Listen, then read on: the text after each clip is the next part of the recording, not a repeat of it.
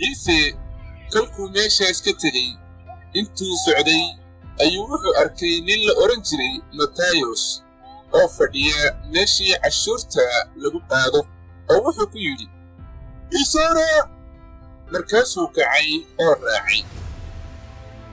waxaa dhacay goortii ciise guriga cunto u fadhiistay in cashuur qaadayaal iyo dembiilayaal badanu yimaadeen oo ay la fadhiisteen ciise iyo xertiisa.